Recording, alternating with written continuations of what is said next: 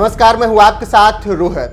हिंदू हृदय सम्राट कहे जाने वाले बाल ठाकरे ने एक संगठन की नींव रखी थी जिसे लोग आज शिवसेना के नाम से जानते हैं। ये वही शिवसेना है जिसने राम जन्मभूमि आंदोलन में खुलकर हिस्सा लिया था और जिसके संस्थापक बाल ठाकरे ने खुद बाबरी मस्जिद विध्वंस की जिम्मेदारी लेते हुए कहा था कि हमारे लोगों ने ये गिराया है और मुझे उसका अभिमान है।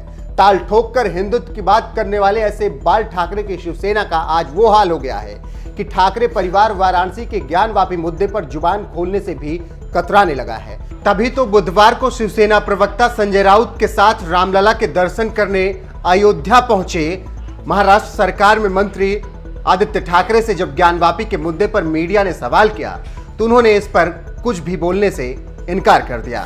सबसे अहम चीज यही है कि कोर्ट के निर्णय के बाद ये मंदिर का निर्माण हो रहा है।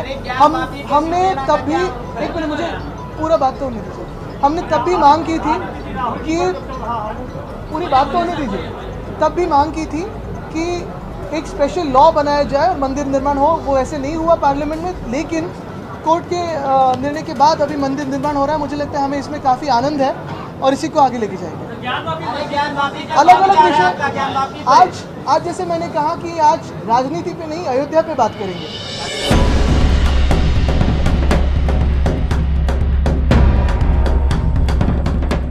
सीएम उद्धव ठाकरे के बेटे और महाराष्ट्र सरकार में मंत्री आदित्य ठाकरे से भी मीडिया ज्ञानवापी के मुद्दे पर सवाल पूछती रही कि शिवसेना का इस पर क्या स्टैंड है, लेकिन आदित्य ठाकरे ने यह कहते हुए सवाल ही टाल दिया कि आज राजनीति पर नहीं, अयोध्या पर बात करेंगे। अलग अलग विषय आज जैसे मैंने कहा कि आज राजनीति पे नहीं, अयोध्या पे बात करेंगे।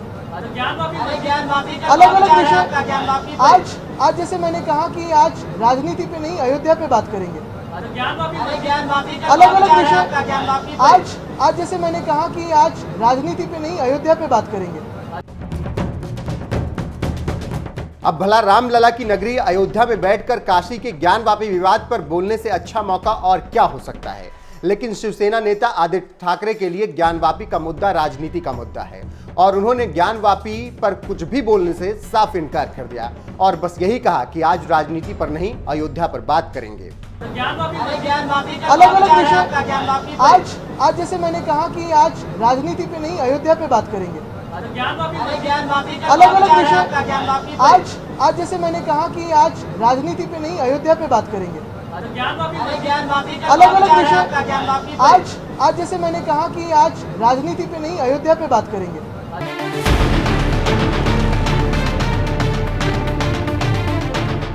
शिवसेना नेता आदित्य ठाकरे अयोध्या में बैठकर काशी के ज्ञानवापी मुद्दे पर बोलने से यूं ही नहीं बच रहे हैं। इसकी वजह कहीं ना कहीं कांग्रेस और एनसीपी भी है, क्योंकि इन्हीं दोनों पार्टियों के समर्थन से महाराष्ट्र में शिवसेना की सरकार चल रही है और ज्ञानवापी पर सीधी सपाट बात बोलकर शिवसेना कांग्रेस और एनसीपी को नाराज नहीं करना चाहती।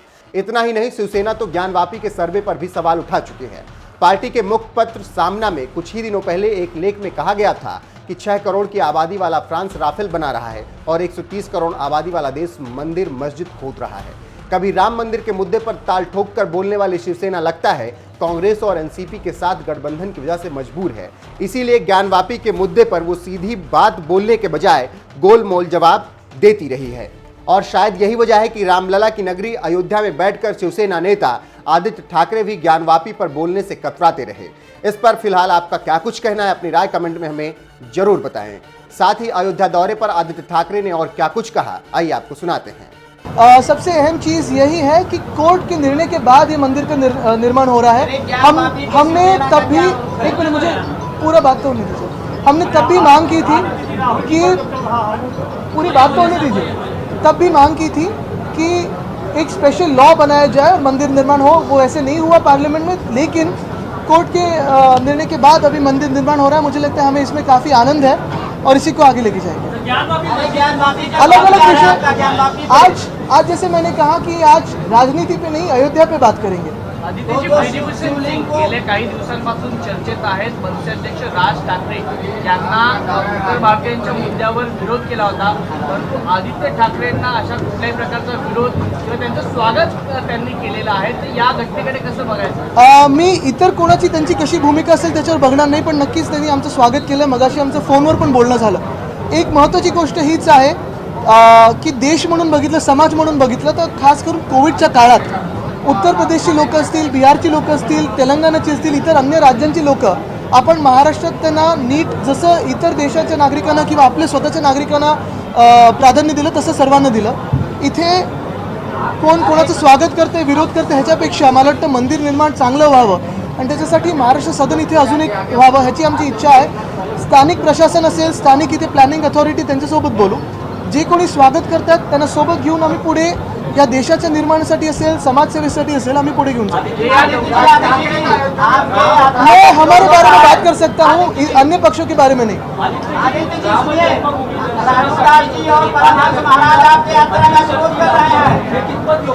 काय काय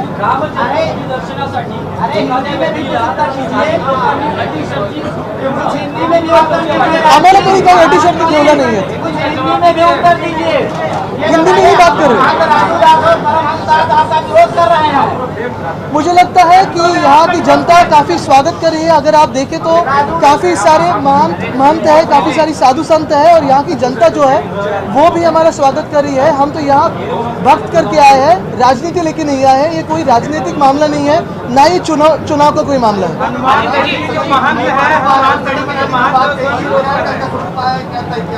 अभी हम यहाँ दर्शन तो लेने आए, लेकिन हम जैसे ही लौटेंगे मुख्यमंत्री उद्धव साहब ठाकरे ने कहा है कि उनकी बात वो स्वयं मुख्यमंत्री योगी आदित्यनाथ जी से करेंगे, क्योंकि हमें यहाँ महाराष्ट्र सदन वहाँ की जो यात्री है उनके लिए करना है.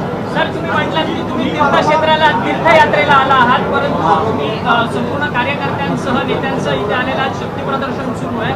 तीर्थक्षेत्राला आलात की शक्ती प्रदर्शनाला आलात? काय शक्ती आणि भक्ती हे आमच्यासाठी दोन्ही एकत्रच आहे आणि आमच्या भक्तीतच आमची शक्ती आहे आणि हाच आमचा धर्म है. जैसे मैंने कहा कि ये मैं कोई राजनीतिक मामले पे नहीं बोलूँगा, लेकिन ये जो है ये तो प्रचार साहित्य बन गया है. मैंने मुंबई में भी कहा कि केंद्रीय यंत्रणा जो है सारी वो तो प्रचार साहित्य बन गया, तो वो पार्टी का ही अंग बन चुके हैं. मला सर, राहुल गांधींना गेले 2 दिवस शिवसेनेच्या शाखेचं अयोध्येत उद्घाटन केलेलं होतं.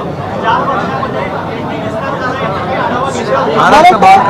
मला वाटतं इथे शाखा तर आहेच, पण महत्त्वाची गोष्ट म्हणजे इथे प्रत्येक हृदयात शिवसेना आहे. हिंदू सम्राट बाळासाहेब ठाकरेंची त्यावेळीची भूमिका असेल किंवा आत्ता मध्यंतरीच्या काळात जेव्हा 2018मध्ये उद्धव साहेबांची भूमिका पक्षप्रमुख पण असेल की मंदिर पहिलं झालं पाहिजे. तर प्रत्येक ज्याला या मंदिराबद्दल आस्था आहे, ही भूमी पवित्र वाटते, त्यांना त्यांच्या हृदयात शिवसेना आहे. आता त्याच्यात मतं मागण्यासाठी कुठेही आम्ही ती भूमिका घेतली नव्हती. शाखा ही आमची समाजसेवेचे पण एक मोठं साधन आहे. तर त्याच्यात मतांमध्ये किती होतं, समाजसेवेत किती होतं ह्यापेक्षा मोजण्यापेक्षा शाखेचं किती काम वाढत आहे. आणि महत्त्वाची गोष्ट मध्ये इथे लोकांमध्ये जेवढं प्रेम आस्था आहे, मी काही चॅनल्सवर पण बघत होतो, आपणच इंटरव्ह्यू घेतलेले आणि त्यांनी पण सांगितलं की कोविड काळात महाराष्ट्रात चांगले काम झालं, यूपीच्या लोकांना जे तिथे होते स्थानिकांना खूप मदत झाली शिवसेनेकडून. तर ही समाजसेवेची भावना घेऊन आम्ही इथे आलेलो आहोत. देशात ज्यांचं पण सरकार असेल, इतर अनेक राज्यांमध्ये असेल, तिथे रामराज्य स्थापित व्हावं ही आमची भूमिका आहे. सर, आज अनिल परबांना सुद्धा ईडीची नोटीस आलेली होती आणि गेले 2 दिवस राहुल गांधी यांची ईडीची नोटीस. मी मुंबईत पण सांगितलेलं आहे की ह्या सगळी यंत्रणा ही प्रचार यंत्रणा झालेली आहे.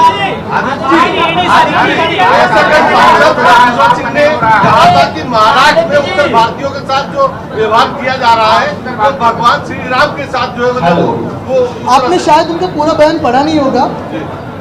हमारे बारे में ऐसे कुछ नहीं कहा है. उनसे तो हमारी उन्होंने कहा था कि महाराष्ट्र में उत्तर भारतीयों के साथ जो दुर्व्यवहार किया जा रहा है, जो उनके साथ जो बदसलूकी की जा रही है, उस अपमान को बर्दाश्त नहीं किया जाएगा. क्योंकि उत्तर भारतीय जो है जो वो बाद में है, पहले वो भगवान श्री राम के वंशज है. बिल्कुल, और हम भी सभी है और इसलिए हमने भी अभी उनसे बात करी है. अच्छी बात हुई है और उन्होंने स्वागत तो किया है, लेकिन हमारा नाता यहाँ के लोगों से है और यहाँ के भगवान श्री राम से है. वो हमारे सबके दिलों में है.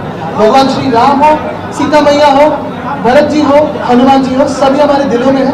और इसलिए उस समय भी हिंदू सम्राट बाळासाहेब ठाकरे की जो भूमिका थी, या 2018 में पक्ष प्रमुख उद्धव साहब ठाकरे की भूमिका हो, या शपथ ग्रहण के बाद मुख्यमंत्री बनने के बाद पहले अगर कहीं आए हो तो मुख्यमंत्री साहब यहाँ आए और दर्शन दें. तो हमें राम राज्य स्थापित करना है, हमारे हाथों से अच्छी सेवा हो, लोगों की सेवा हो, इसलिए हम यहाँ आते हैं. ये कोई चुनावी मामला नहीं है, ना कोई राजनीतिक विषय है. हमारे लिए आस्था का विषय, जैसे ही भारत की आस्था से ये पवित्र भूमि जुड़ी हुई है, वैसे ही हमारे दिलों में.